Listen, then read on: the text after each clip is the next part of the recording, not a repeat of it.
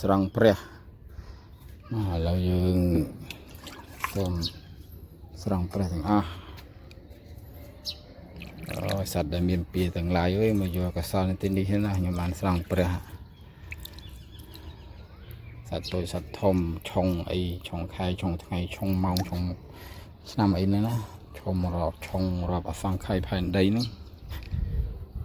តាំងពីកកើតកំណត់កំជីវិតកកើតផែនដីមកមានឆុងមានគ្រោះបាបកម្មអីសូមទទួលកសលនៅទីនេះទាំងអស់ណាខ្ញុំស្រង់ព្រះនេះព្រះបានតិចចាបានកសលច្រើនណាសូមអនុមោទនាសាធុណាសូមឧទ្ទិសកុសលនេះបានដល់សកទេវរាជចក្រឡោបានទាំង4សភាវៈព្រំសម្បតីព្រំគ្រូអបជាចេតាជាដូនចេតាកុងមាញាតិទាំងឡាយទាំង7សន្តាន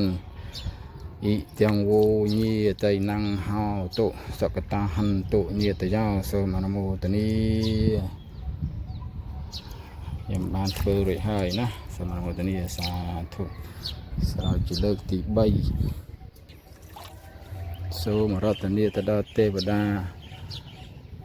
អាកាសក្តីទេវតាខ្យល់ក្តីទេវតារក្សាព្រះអាទិត្យក្តីទេវតារក្សាព្រះច័ន្ទនិងផ្កាយដតីភពដតីក្តីសូមមកទទួលរតកុសលនៅទីនេះខ្ញុំបានស្រង់ព្រះពុទ្ធនៅទីនេះជាមហាកុសលសូមឧទ្ទិសកុសលនៅដល់ពលលោកចូលពលលោកទទួលបានចំណែកកុសលស្មើគ្នាខ្ញុំសូមអនុមោទនាសាធុ